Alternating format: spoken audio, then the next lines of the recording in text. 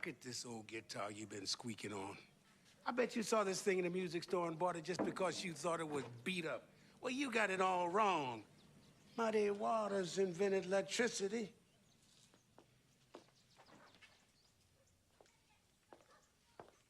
Yes, sir. Now, I can tell you're a real musical type young fella. Good-looking boy, too. Know what you're talking about. Now, I got something right here, right here for you. They call this here a pig nose. Now, you just hook it on your belt, plug it right in there, and you amplify it. Wait, I could walk around with this amp on? Oh, sure thing. I mean, you'd be a walking concert. Check this out. You got that on? Yeah, go ahead.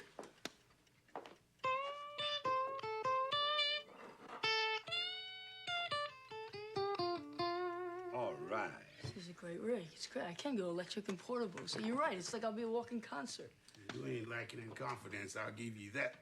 Now, we cut off a couple of inches off of this tubing here and make you a slide. You want to play some Delta blues, you got to use a slide. All right, now, if you can come up with $400, you can take the whole rig.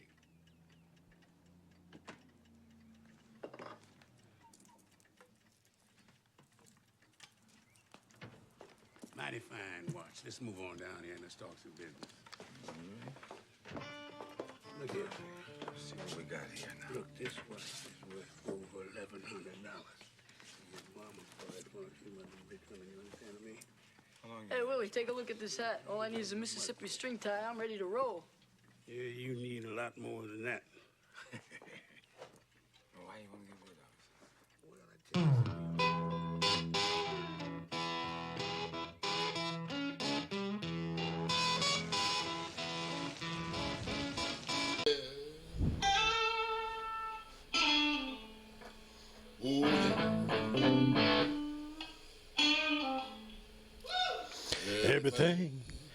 Everything's gonna be all right this morning.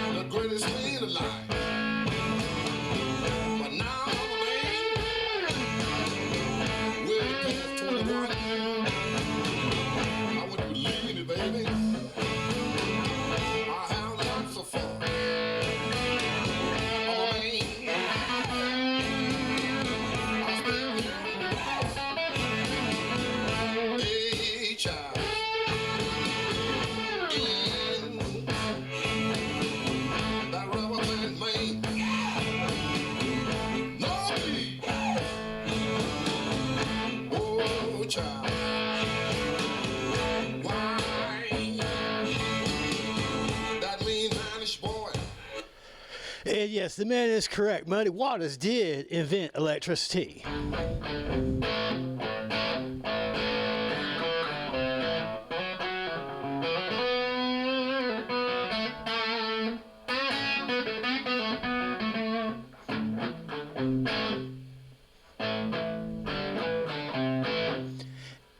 That's just like, that is the quintessential blues, you know, little lick there.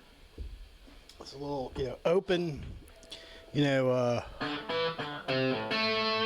it's like an open, you know, a scale like, you know, basically like an A minor.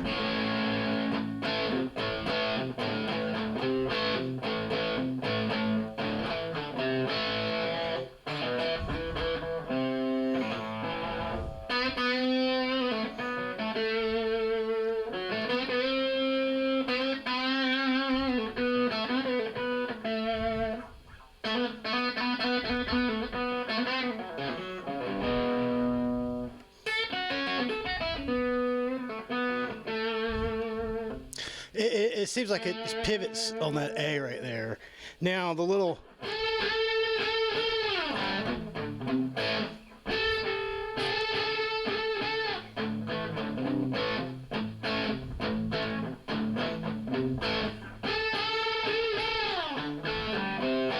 That's a Jimi Hendrix thing. He does a really good version. He actually, if you ever see that Jimi Hendrix album, that it's just like a bunch of, it just says Jimi Hendrix, the blues, and it's just him doing blues covers live, and he does, like the.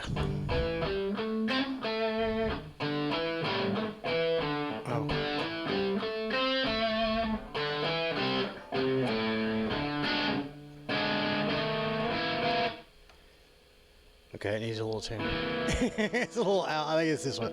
I think that one's out. But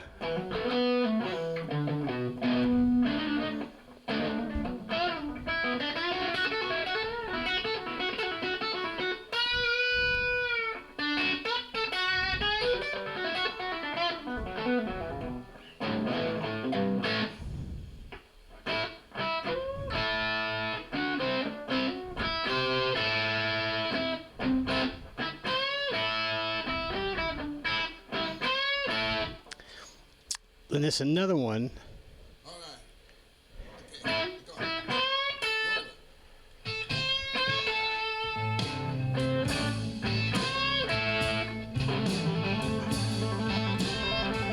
Yeah, bring me champagne when I'm thirsty. Bring me rhythm when I want to get high.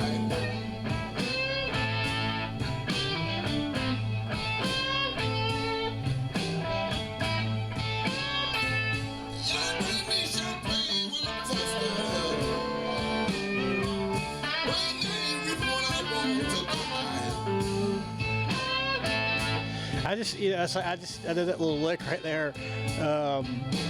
That's what's kind of great about the old school blues, because like some people are like, it's weird because all these douchey millennial hipster, white dudes, with the fucking, they look like some modern steampunk, kind of amalgamation of just douchiness, you know what I mean?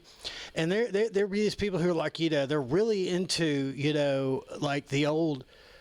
I only like like the classic blues, and it's like they'll say, well, just with it, they only like the old acoustic blues, and there's nothing wrong with that. I like a lot of acoustic blues too.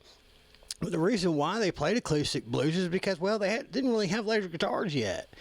Or if they did, they couldn't afford them things because you had to buy the guitar, which I think back then was as expensive, if not more, than a regular guitar. Because back then, they were just kind of like jazz acoustics that were modified with pickups, And then you had to get an amplifier, and that was the biggest deal, was getting an amp. And they weren't very loud, And if you just, like you say, you just crank it up just a little too much, it's like, that's kind of how Chuck Berry kind of, discovered or invented, rock and roll guitar, but it was like back then it was really muddy. I mean, his name's Muddy, but it really was just really thick and muddy sounding. It was you almost couldn't distinguish what was what. And they weren't very loud, but they were very expensive, so they just used acoustic guitars. And they just learn how to play loudly on them, which is, kind of like, you got to keep your strings in good shape, you got to, plus I think that's why one of the reasons why they play with kind of high action was because, the string seems to resonate better, when it has more of an angle, on the fret. This one's actually a little too low.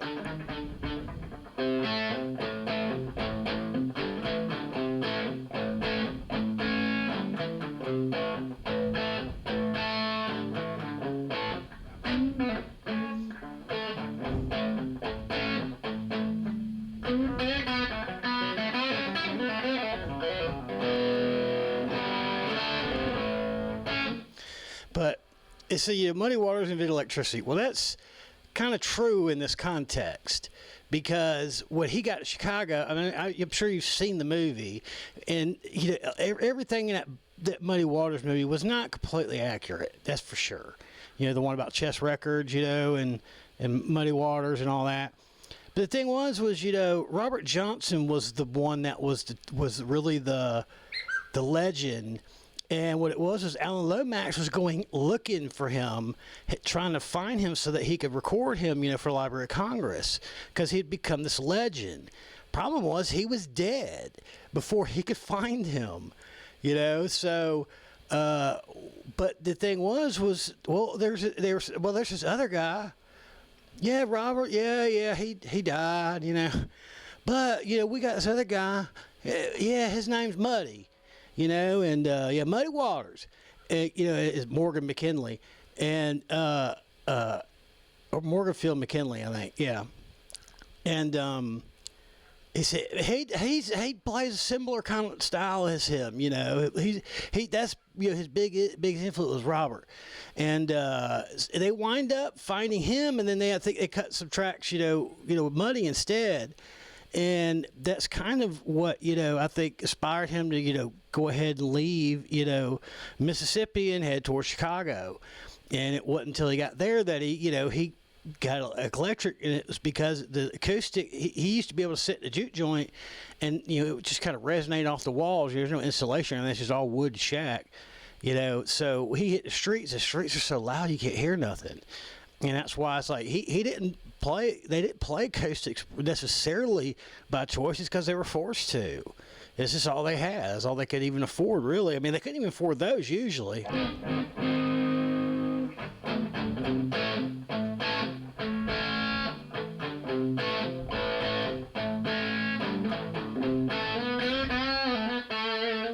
here's the thing.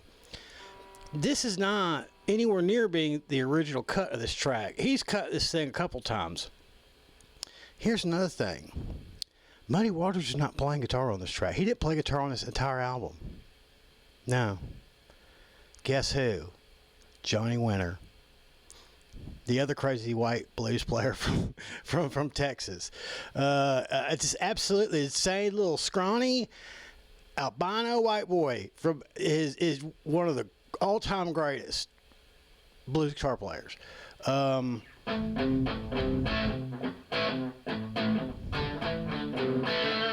And usually when you hear a Muddy Waters song, like one of his big songs, well, the King Bee, record was the one that was probably, what was the, oh fuck, I can't remember which it was actually called, but it was, it was his record that Johnny Winter, and he had to talk him into doing it.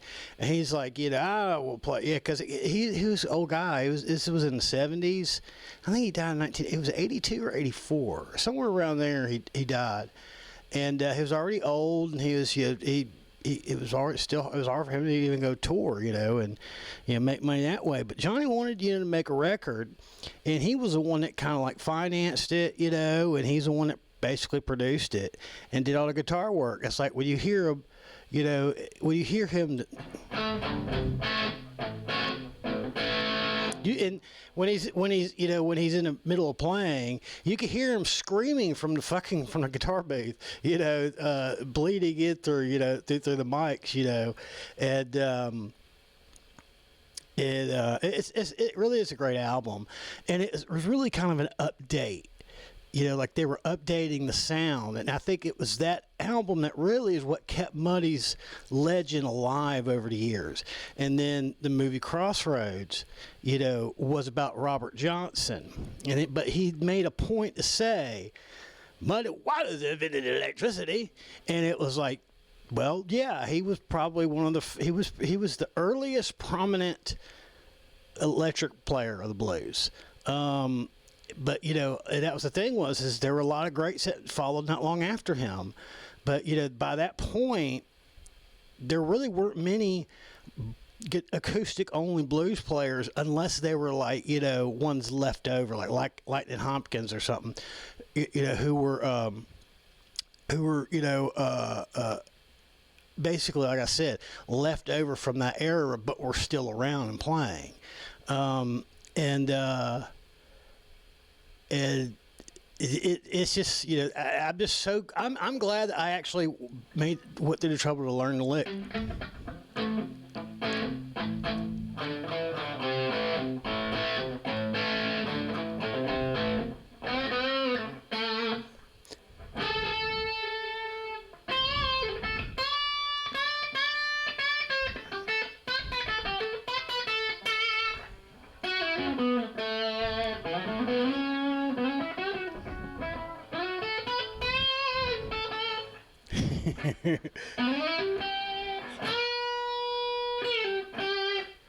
But I mean, he really was like the very earliest.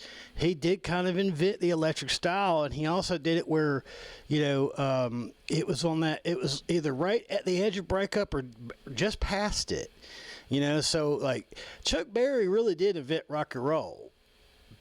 He also kind of, was a piece of the chain of events that went to, but he was what really solidified the whole rock guitar thing.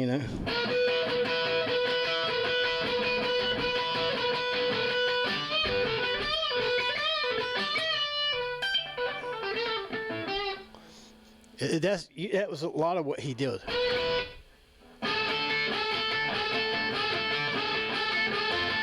So did Angus Young. Angus Young loved Chuck Berry. He loved Buddy Waters. All these great guitar players, especially of the say 70s, 80s, they were usually had heavy inspiration, from the earlier electric blues, and so it's kind of like people who. I don't know. It's just one of those. It's one of those things where it's kind of like, I actually remember watching Crossroads when it was relatively new. I was only like 10, I think, maybe 11. I loved it, even though there were a lot of more adult themes that were underlying that I was not familiar. I did not understand or even recognize. Really, I just loved the music part of it. I just loved it. This white kid and this old black guy, or escape from an old person's, like a old prison hospital or something, and going on a trip down south, and it's like I had no comprehension for how much danger was involved in what they were doing that day. It's like when they put them in the car, they go, well, used to be when they put us in a car like this, well, they wind up in a hole out in the woods. It's kind of like, yeah, that was how things were. And here's the thing, in the 80s, I mean, it was better, but that was still around. So you had, especially sort of like Mississippi. Mississippi is just fucking famous for that.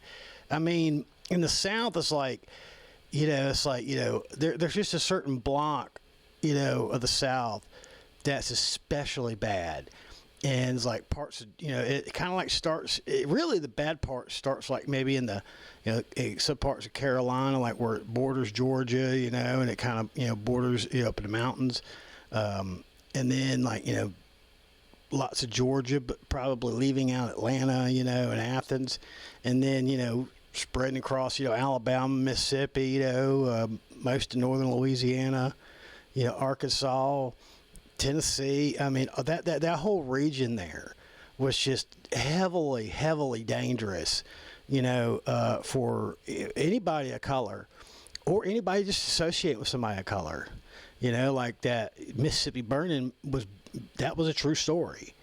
I mean, probably not everything in there was exactly true, but the basis of it was completely true. And that was the 1960s. That's kind of what, that was, I think that was just after the 1965 civil rights.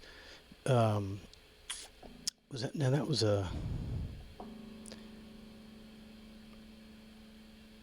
that a Civil Rights Act? Yeah. And, I loved it, even though I didn't fully understand it, and I still like to watch it from time to time. Every once in a while I like to give it a shot. And it's just funny because, some people when say, oh, I love the movie Crossroads, and if you're like Gen X like me, you know what you're talking about. But usually people who are anywhere from 5 to, years younger or more, they'll first thing that pops in their head is that fucking Britney Spears movie.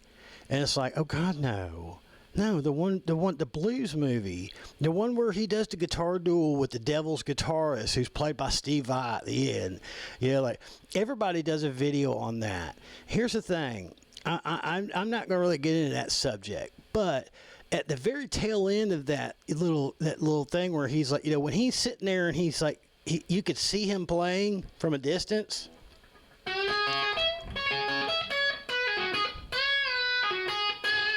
Something like that. And the thing was, is Ralph Macchio, when he took the role, could not play guitar. But they did teach him a little. So that, here's the thing.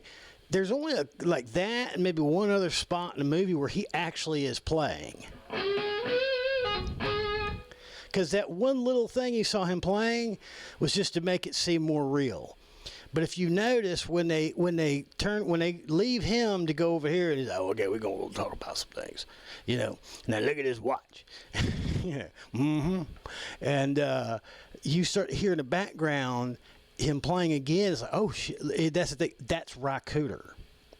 And then when, it need a lot more than that. And then then it cuts back to him. Now, here's the thing. You can't see him from a distance. If you notice, it's zoomed in. And if you notice, that motherfucker's got some huge goddamn fingers. He's got, I admit I got relatively small hands. But this dude has some fucking big old claws, and he's, I think here's the thing, he's also picking with his, with his thumb. That's Ry Cooder. Ry Cooder did most of the guitar work for this. If you're not sure who he is, he actually kind of is, famous in his own right. I mean, he is. He's a legend, and I'm not sure if he is in the Rock and Roll Hall of Fame or not. I believe he should be, if he's not already. Let's see. I got a bunch of his stuff on. Like, this was the Feeling Bad Blues. This is from the movie.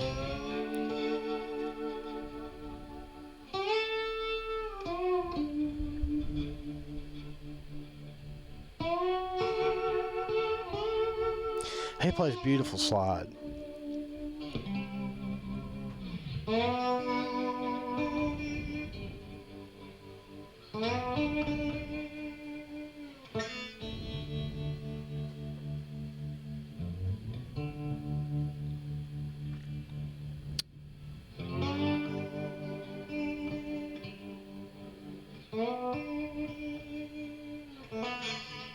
It's just an instrumental. It's called the Feeling Bad Blues. It's the scene where he finally admits to, Ralph Macchio that there ain't no, there's no 29th song. He only gave us that many, and I would say you got to figure it out for yourself. And then he just sat down and started playing, and plus Jimmy Gertz just left, one of the hottest, she was one of those, considered to be one of the hot young ladies of Hollywood at that time. That was, in quite a few movies in that era. She was in The Lost Boys the next year. She was, she was the hot chick in, Hot Boys. She was like one of the hottest, she was the hottest Jew broad.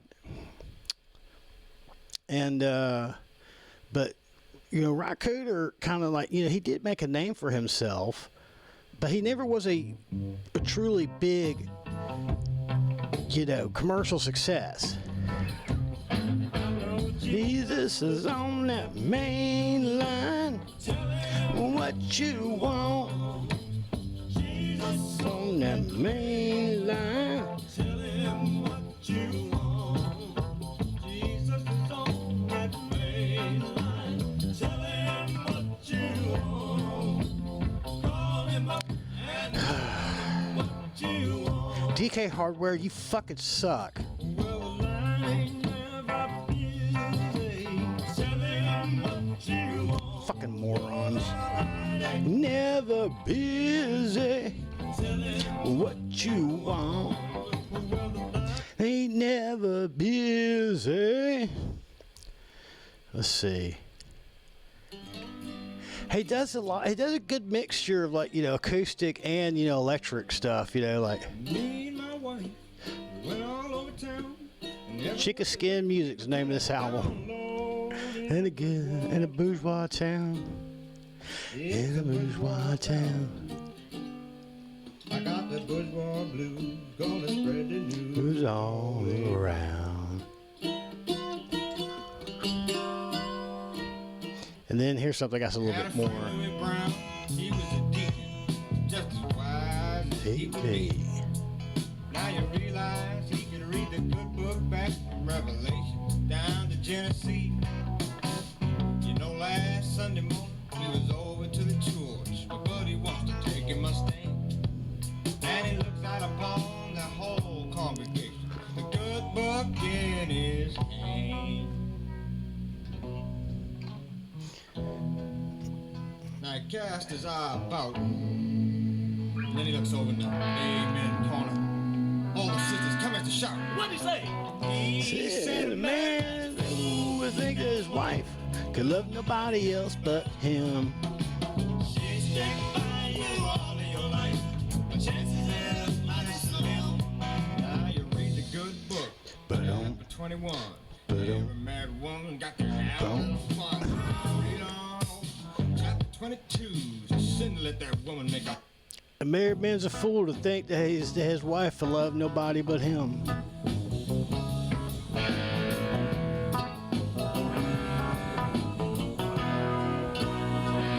Oh, it's okay. It's B. I went down to a big crap game. Certainly was against my will. I lost every doggone nickel I had, but a greenback dollar bill. $40 bill came on the floor. My buddy's pouring. It sounds like it's B. Well, the police, they come and they caught all of them. I got mine. I got mine. Let me tell you. I got mine. But you know, he's one of those people. He's a musician. You know, he's one of those people that other musicians, you know, are like, oh yeah, that's a bad motherfucker rock hooter. He's an absolute legend of, you know, he does this interesting mixture of Americana and blues, you know, like early got rock or rockabilly, you know, maybe even, you know, skiffle, you know. He also does a lot of mixture with like Spanish inspired, you know, like, you know, or Mexican inspired music. He's really great. He kind of made his career later. Like he had a little bit of, you know, minor, you know, commercial success in the 70s. But it was really, you know, like, it was really in, him doing movies. You know, he did a bunch of like movie soundtracks, you know, and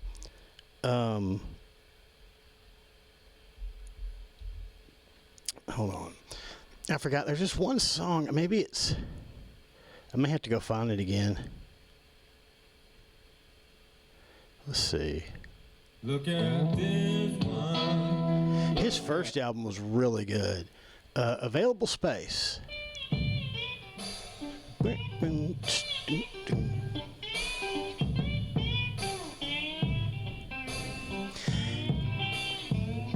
It's very timeless kind of music. This is like the early 70s, like 1971, I think, 72.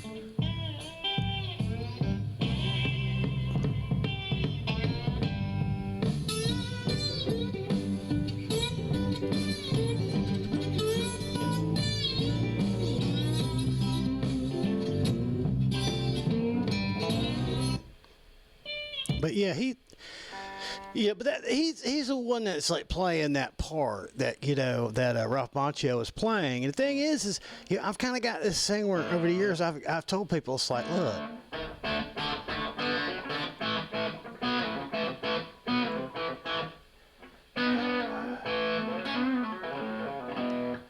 that, you know, I pose a question: is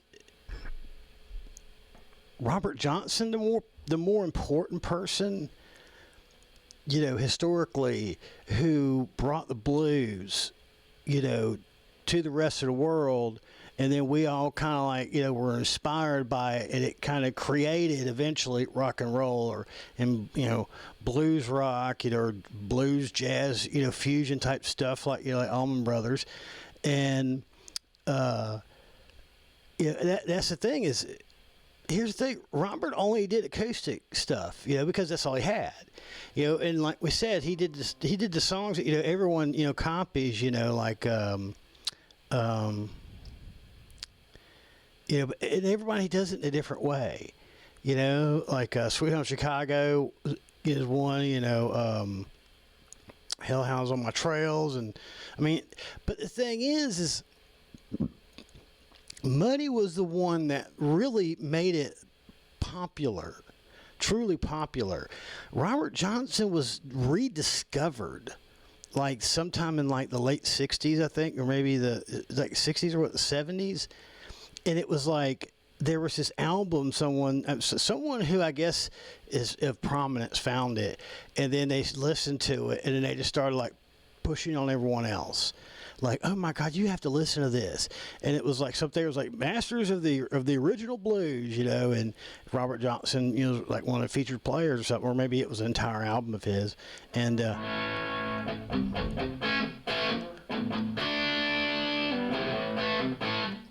but, you know, Muddy Waters, I think, is more directly connected with, you know, the early kind of distorted blues rock. You know, like I play a more, you know, definitely more modern version, you know. Where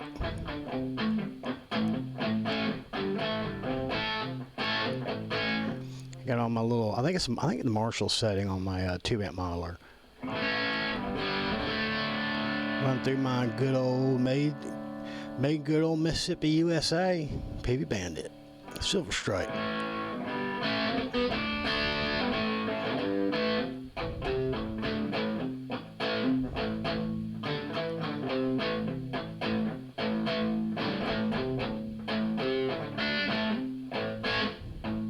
I have variations of the same.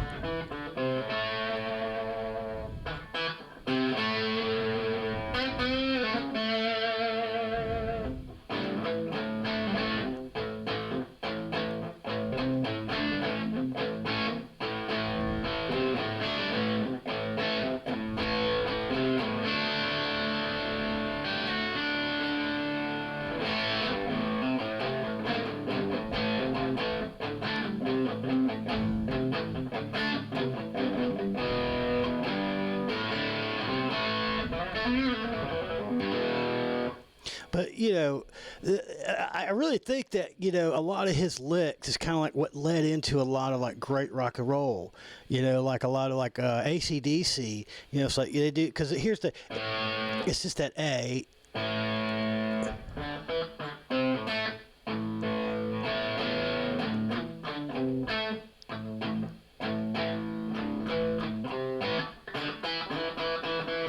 need to raise that one up. And what they do is he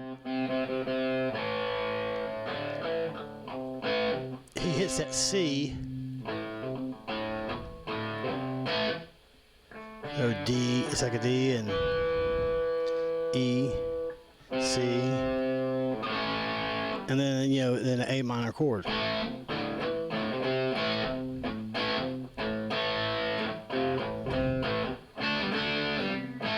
And it's like, you know, instead of doing a,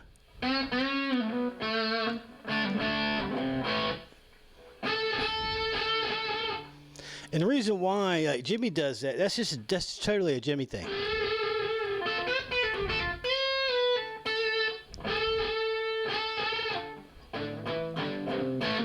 And I really think that Albert King and Muddy Waters was probably Jimmy's biggest influences and probably his favorite, you know. Well, probably you could probably throw a little B.B. King in there too, but I hear a lot of like the Muddy, you know, the Muddy Waters, and I hear a lot of Albert King in the way he plays. Especially the way he bends strings. I think he listened to a lot of Albert King, you know, because Albert King was like.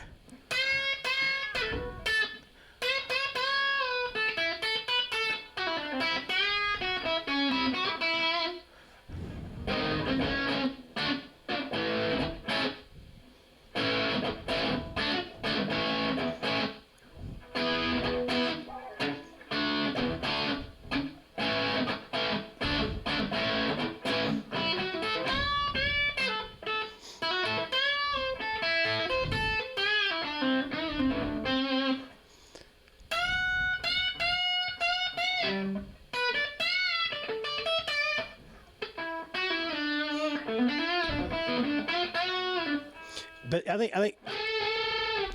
that's kind of him, you know. It's like I think that type of bending where he.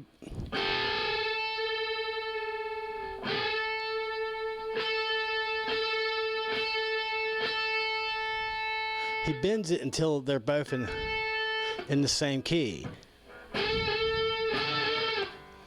It's a really cool, little trick he does, but it's like the Manic Depression.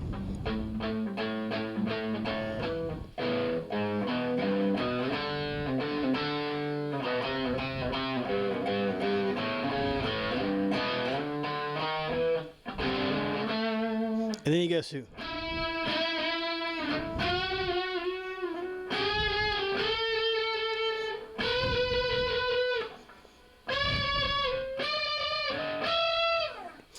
I don't remember exactly which ways, which frets he stops on, but I try to hit the ones that got the A on there. And that's why he's hitting that, is because I think that's what he actually does when he does it. He's just like, But the thing is I sit there and I think about it, it's like, I don't really play I don't really play many Robert Johnson songs, or I don't really know. It's kind of like, I want to say that like the traditional shuffle, like the.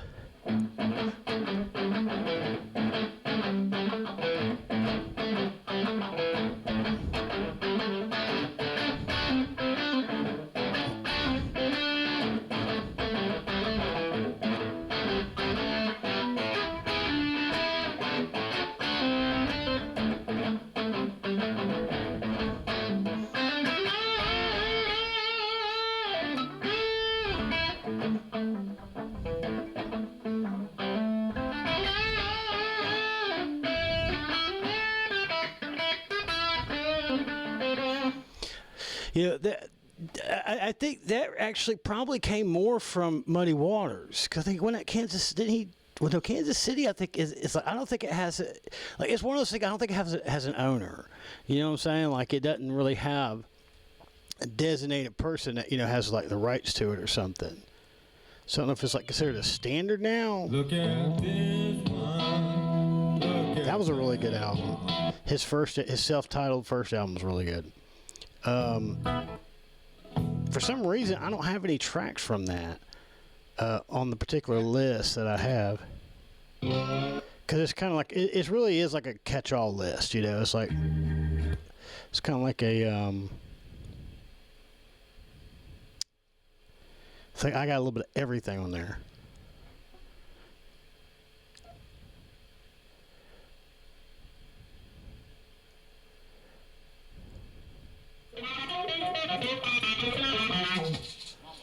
Mama Hank, take one.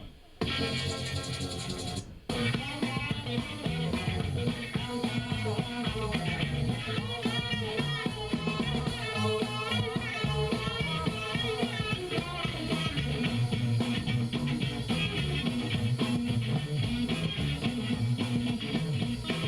can't remember which one was it that I think it's actually Catfish Blue.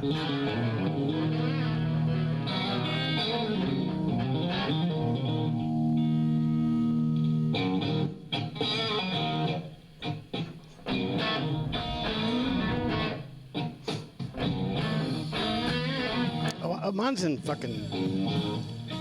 It's in standard tune. I forgot.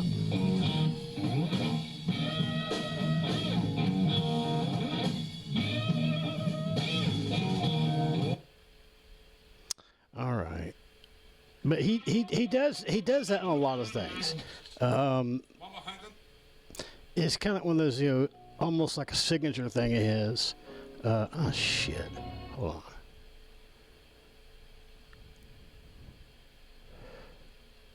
Oh, I guess I clicked on the wrong thing. Let's see. Where's my Stevie? Oh, there it is.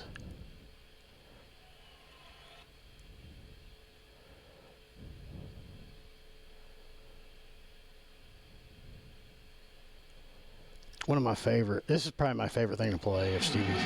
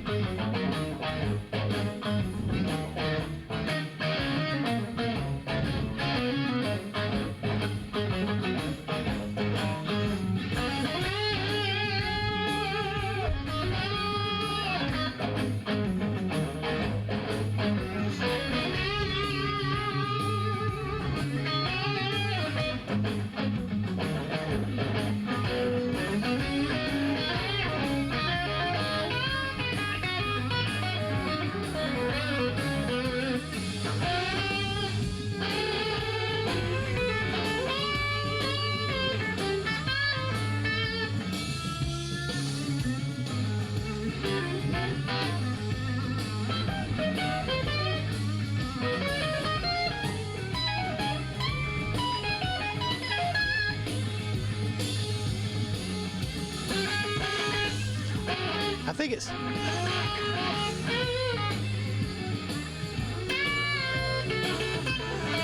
Oh, wait a minute, I forgot.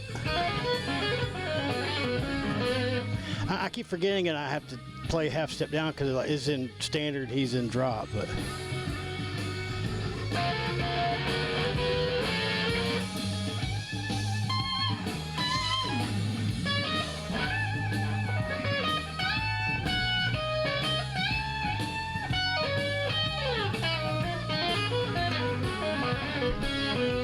And he goes so fast from the.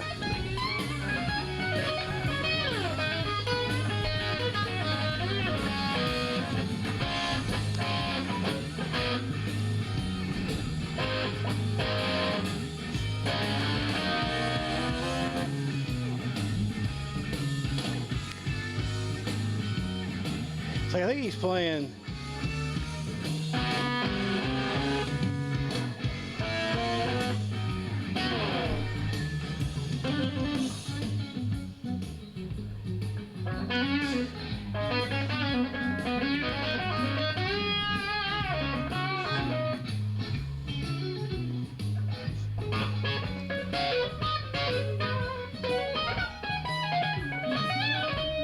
I'll never be able to fucking play it.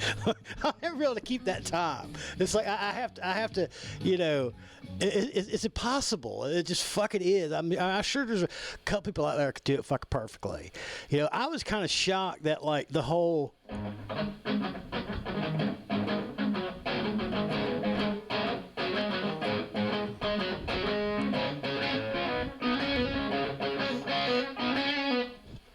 John Mayer does it.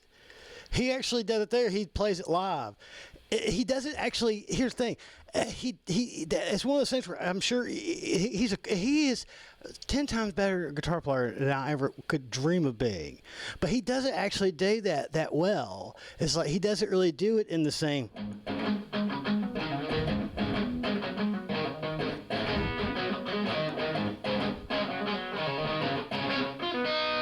It's off a little.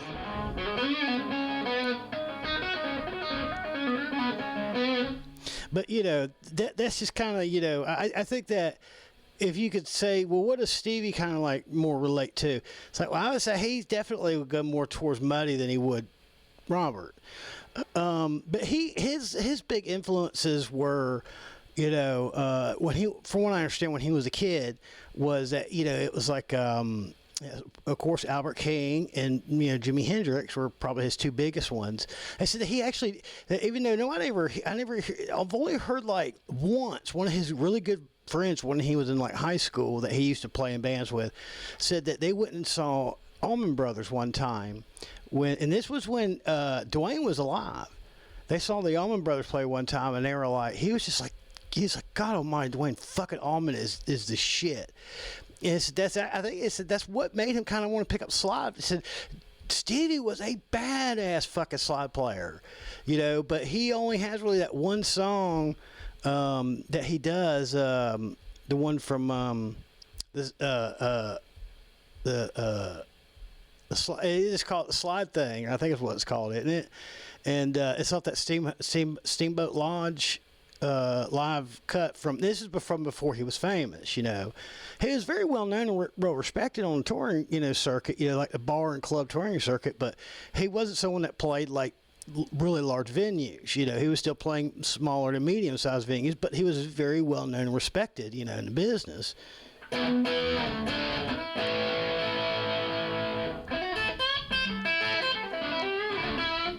And the thing is because I kind of learned that early on, because it's kind of like Kansas City, you know.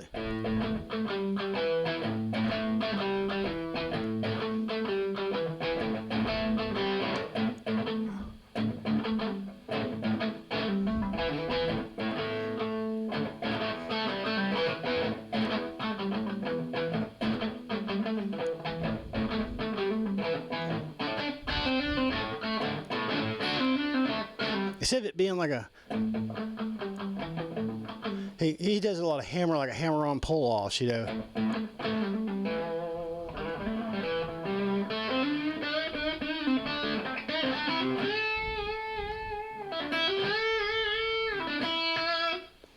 But I mean, it's one of those things that, maybe it's controversial, or maybe people will grossly disagree, but I really think that when it comes to the more modern end of it, it's like, yeah, Muddy got his, it seems like most of his inspiration, I guess, from Robert Johnson, but if you listen to them play, it's like they don't exactly play this. I mean, I think he was inspired by him, but I don't think they really play the same style necessarily. Robert does a lot of he kind of separates the sides, which I kind of do that when I play rhythm though, like.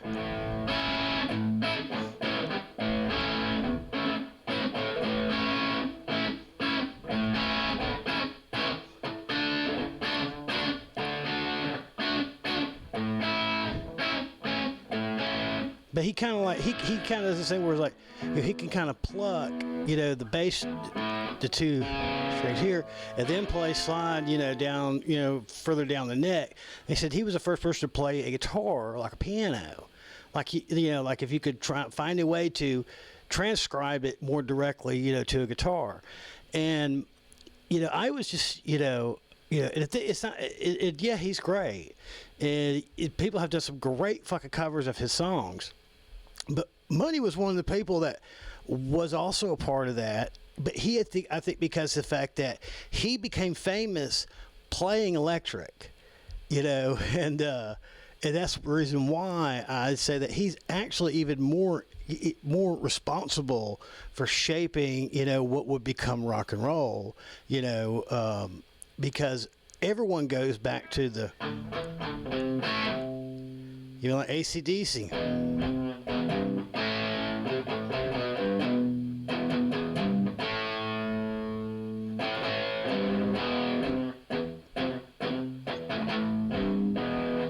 It's still that same thing where it's like,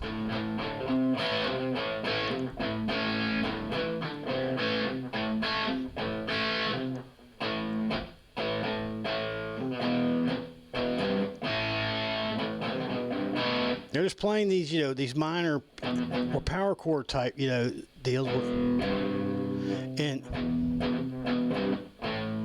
it's like, it's a little style, it's like a little turnaround with in the middle of the lick. It's like, so he just hits the G. But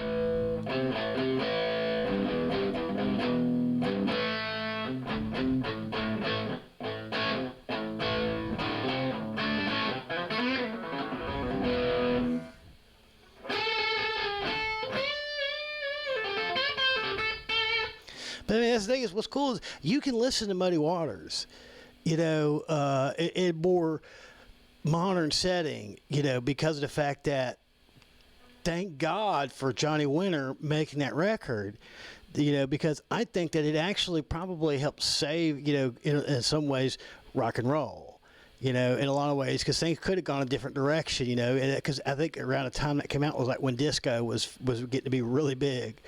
And that was, of course, I think that was the album that Muddy probably made the most money on was the one he did with him, even though they didn't really consider it, a huge success or anything, commercially. But it's a great record. And it's like one of those things where, even though I don't play a lot of Muddy songs, but he does a kind of a mixture where he does, a decent bit of regular, just playing songs where, he maybe do. Because, he also usually had a backing guitar player too. Because he's got to sing. Usually what he'd do a lot of times in later years, he just do a little bit of fill, and he'd play the slide and sing. And then, a guitar player would do more of kind of the main riffs kind of thing, And, he would see the slide is kind of playing more solo or individual note stuff, but. And it's like,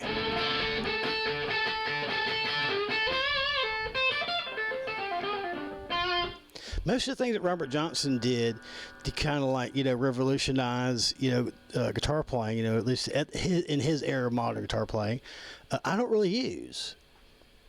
So it's kind of like, I think I'm more of, that, I always say that, I have a couple people that I love. I know some of their songs, like,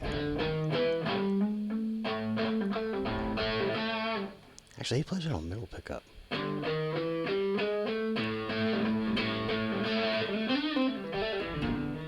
And, of course, Stevie Ray Vaughan. AC/DC is probably the biggest foundation of what I play, and I actually think they kind of are a mixture of like Chuck Berry and Muddy Waters.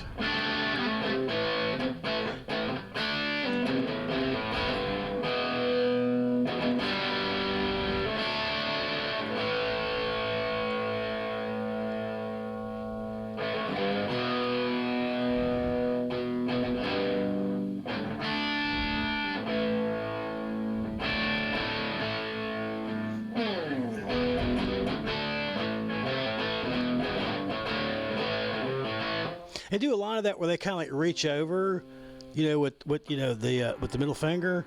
They reach over and hit that string. It's just one fret down and one string up, and it's kind of like a little. Instead of playing a C, they just hit that little C note, and it's like it bleeds through. And they do,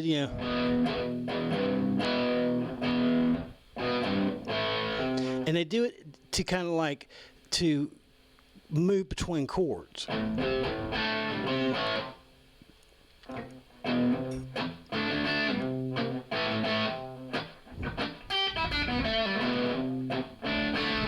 I still need a tune to sing, but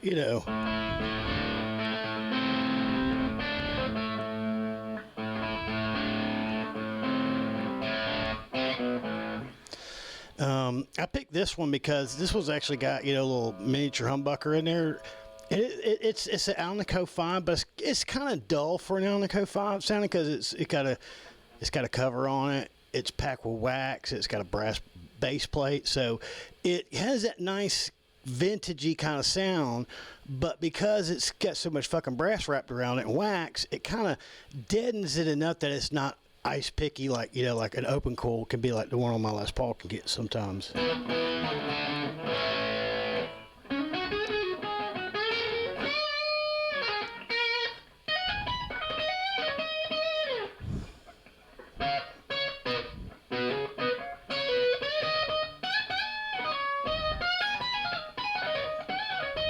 How many times I do a fret job on this thing, there's always one little dead spot somewhere down there. Yeah, it drives me crazy. And the thing is, it's kind of like I would go and redo the frets down there again, but I don't want to run out of fret material. So I think I've already done like 2 of them on this one. So.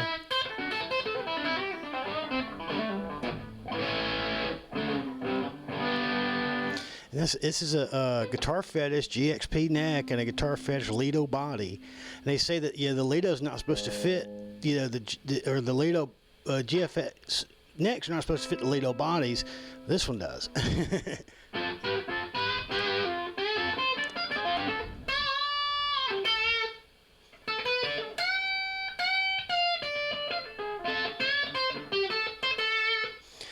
I would say that usually when I play with it, I'm just sitting around and I'm just playing little, bits and pieces.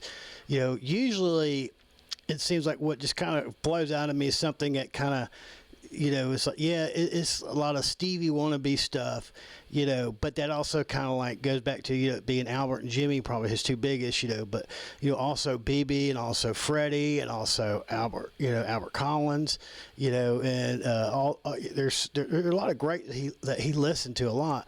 I don't really necessarily hear a lot of Muddy or Robert through him, though. I just kind of hear such as this pure like Albert King, just an absolute monster, Albert King player. It's just like, it's amazing that, because most people, that's like one of the hardest people to emulate, even though he doesn't play fast. He doesn't play complicated. It really is a purely feel kind of thing with him. And it's like, this is one of my best cuts of his. One of my favorite.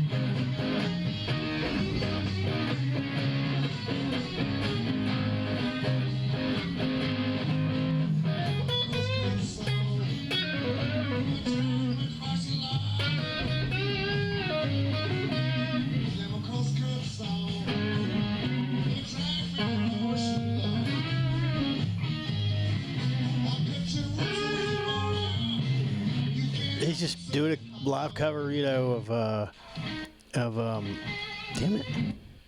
Of Crosscut Saw, which is most people's favorite, you know, Albert King song is going to be that. It's really common, you know. It's like a lot of the, you know, the best guitar players in the world right now, especially ones that, you know, kind of specialize more in the blues stuff, tend to have that in their, you know, their playlist. Trying to think, is there any other? He does a great version of "Leave My Little Girl Alone," which is Buddy Guy. Oh, that's another one. Buddy Guy was another huge influence. I would say that he is kind of a mix between Albert King, Buddy Guy, Jimi Hendrix would be the three ones that I think I hear in him the most. Well, you can also say, what's his name? The dude play with Johnny. But he seems to always avoid talking about Johnny Winter. Mary Had a Little Lamb. This is actually a Buddy Guy cover.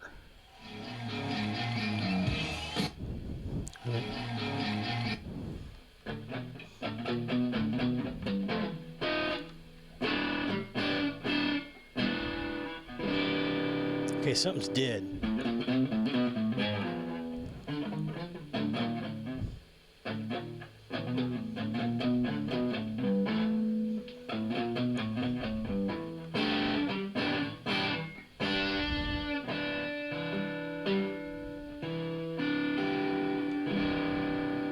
Okay, that's where. Yeah, it needs to be.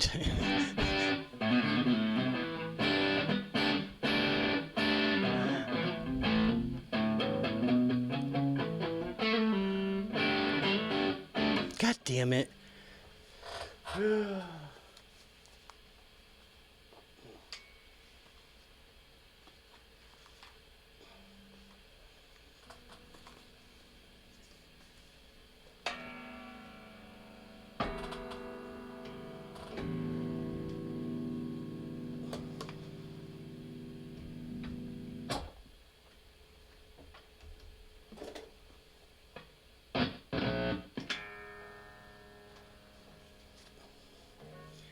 Hopefully this one's sort of tuned.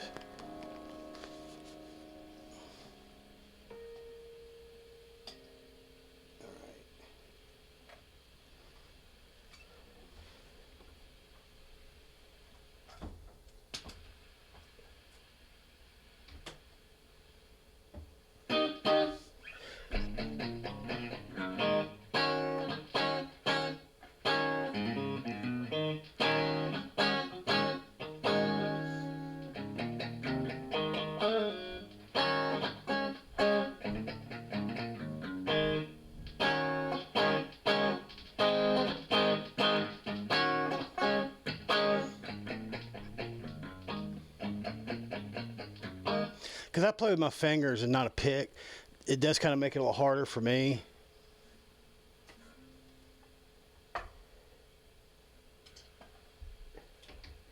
And compared to Stevie, I play a fairly high action.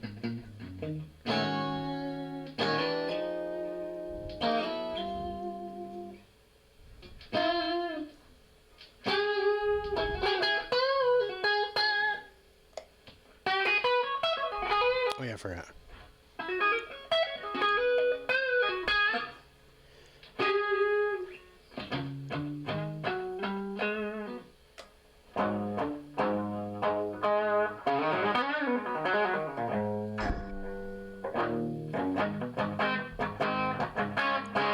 See, that's the DiMarzio Super Distortion, a Strat DiMarzio Super Distortion. It's too much for playing a distortion on something like this. If I'm playing like hard rock or maybe even like leaning towards metal, okay. But for like just slightly distorted old school blues, it's way too much.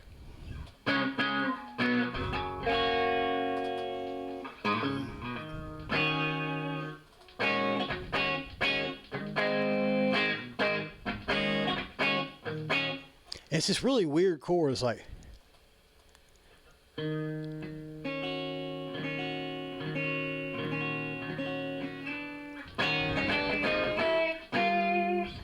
because I think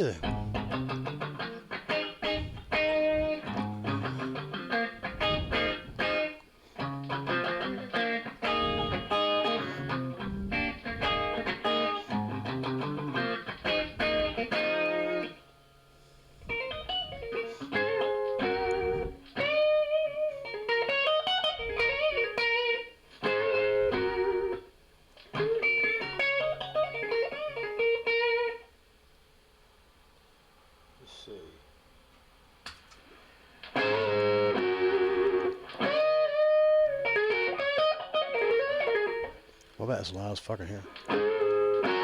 It is.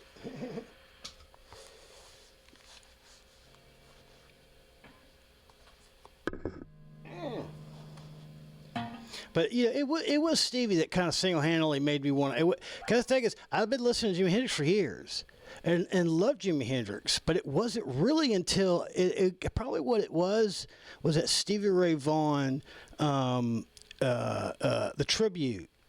You know, where Jimmy came out and did, Texas Flood. Baby did Telephone Song. It was opened by Bonnie Raitt doing Pride and Joy. And I want to say Arcade did Love Struck Baby. And I think Clapton did Ain't Gonna Give Up on Love.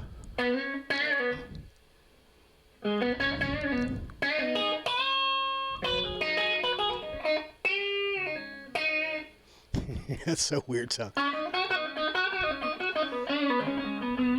He actually did a really good job. I was like, here's the thing. It's kind of weird thing to say. It's like, surprisingly, Clapton did a really good Stevie Ray Vaughan cover of that.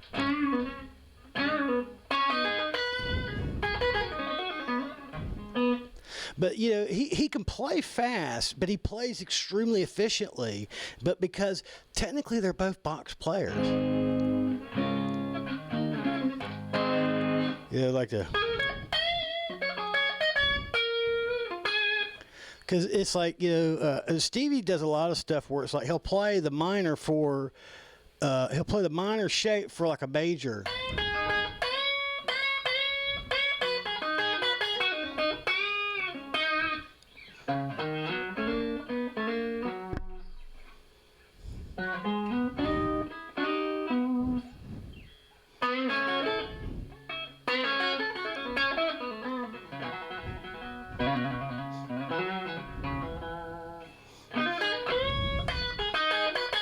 Because it's a C. It's a song in C, and he just.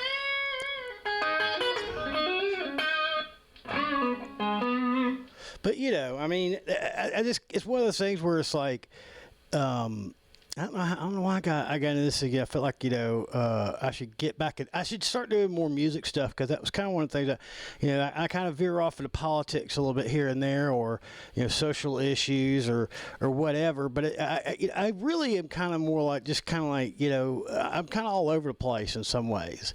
It's like I have a really heavy and strong interest in music, especially I play a little guitar, and equipment, because, I'm autistic and kind of a tech nerd, but I'm kind of a lo-fi or a low-tech nerd. It's kind of like, when you go into Guitar Center, they have like two main separations.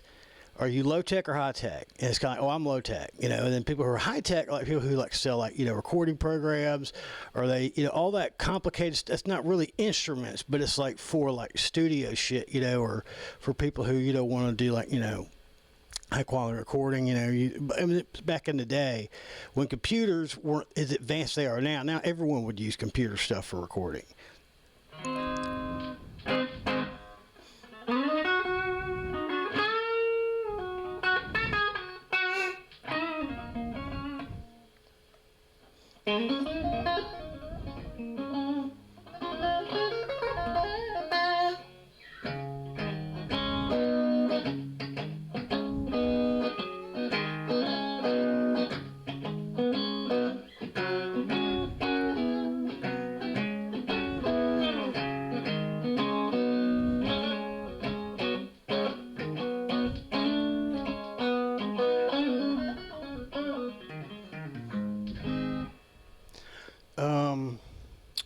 And that's a cold shot.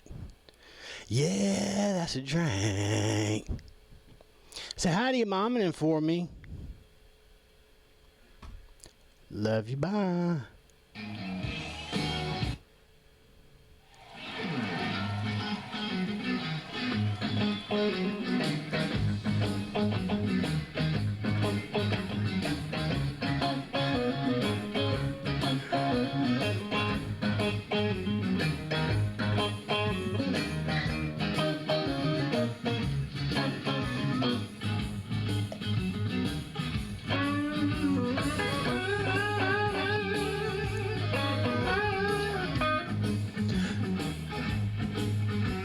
But yeah, don't ever forget, people ask you, who invented electricity? You say, Muddy Waters invented electricity.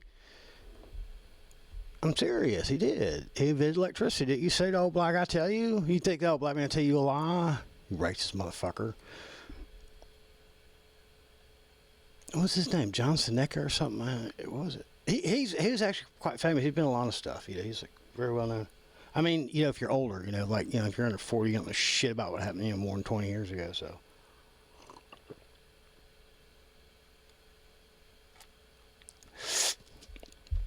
But yes, he did.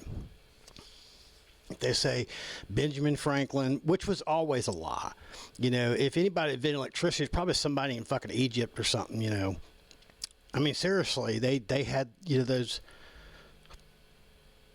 They had battery-powered lamps back then. I swear to God, they did. Plus, they already knew about static electricity and shit like that. But all right. It's howdy, mom, and for me. Love you, bye.